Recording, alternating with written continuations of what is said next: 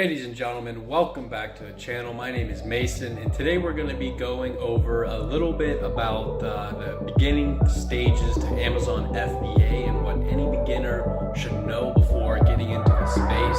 Some hidden fees, and some hidden tips that not a lot of people mention that I see on YouTube right now. So with that said, guys, I hope you guys find this video informational, somewhat useful, and without a further ado, let's jump inside the computer and show you firsthand exactly what I'm talking about.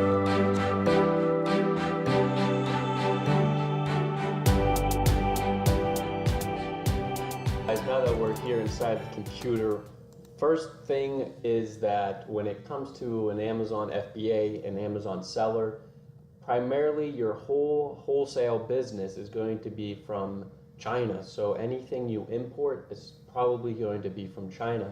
And if you are not familiar, there's this thing called Chinese New Year, and that is basically from, I think they start around the 3rd or the 2nd day in February, all the way up to the 20th to the 26th, within that range.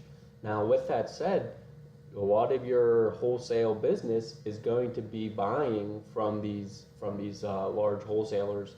But if they're not in store or they're not there to work, guys, you're going to be without business for about the whole month.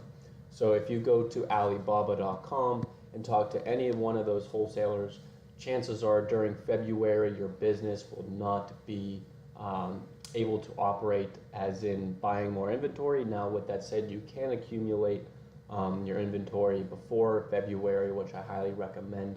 But if it goes for new items, I know that spring right around the corner, you might be looking for new items and seasonal items. Keep that in mind that your wholesaler is going to be not working for the whole month of February, essentially. But keep in mind, stay in close contact with your wholesaler, guys. That is really what you want to do. The next step, or the next little tip, guys, is when you go to post your listing, when you go to create an item on Amazon.com and sell it under your own private label, and keep in mind when you go to do this, you have to pay for this thing called a GS1 UPC code, or GS1 registered UPC code. If you don't know what that is, it's essentially a UPC code that the whole world will recognize your company, your private label, or your whatever is known for that item. And for you to upload that item onto Amazon and make it your own listing, chances are you have to do this. Actually, you need to. You can actually have a GTIN exemption, but I'll be going over that later. If you guys want to learn about that one, just send me a message and we can explain that one a little bit in depth 1v1. But if you are making your own posting, guys, chances are you will have to register under gs1.com or gs1.us.org. With that said, you're looking at anywhere from 1 to 10 UPC codes, which one per each item, and then each variation in color, size will also change depending on that as well. Keep that in mind. These are some things that I've noticed some YouTubers are not going over, so I hope I can touch base on two things. The main reason is because GS1, or the main reason I mention these is because GS1 has about a $300 additional UPC registration. So keep in mind you have your inventory fees, you got your Amazon fees, and then you got this GS1 fee, and then maybe your startup, your LLC's fees. So there's a lot of fees that go into becoming an Amazon seller, and if you are unfamiliar with them, they can be restricting your investments and restricting your business a little bit if you do not know about them. But if you do plan for them, then of course they are planned for and they just go under expenses. But with that said, guys, these are just the two little key things when it comes to Amazon FBA that I'm not seeing a lot of YouTubers talk about.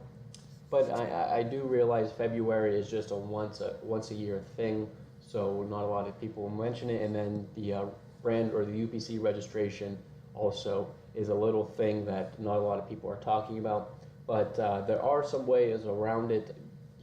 You just need to realize that Amazon is looking at the database for GS1 if it's registered in there. So maybe you can find a loophole where, you know, the UPC code is not from or directly registered through GS1, but it is in their database, if that makes sense. So basically all for today, guys. I hope you enjoyed this video. I will be doing another Amazon video soon. I am dropping 2 new products this month, so I will be keeping you guys posted on how the progress goes. Basically, we should have the products in by, you know, hopefully both selling by, you know, probably the 15th of March would be fantastic, but if not by the end of March. But keep in mind, guys, this is my second and third product. I'll be showing all the progress and all the things I'm doing with my Amazon, these 2 products coming out, and I'll be showing you how to do the product research. I'll be showing you how I found them, how I talk to the suppliers. I'll be showing you guys how to talk with the suppliers and get a good price, and how to even set it up on Amazon's back end, where you have to set up the listings, getting your pictures, getting your private label and things, and really the ins and out of Amazon FBA. So if you guys have questions or you want to learn more about it, I'll be keeping everyone up to date who wants to know. But without a further ado, guys, I hope you enjoyed this video. My name is Mason. I'm from the company called MRG.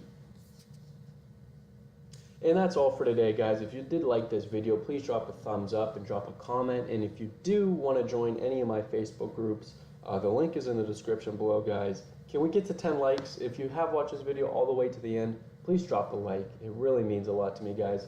And subscribe and hit that bell with notifications, because there's a lot of good things coming to this channel and you do not want to miss out. It's only beneficial, guys. Thanks, and I'll catch you on the next one.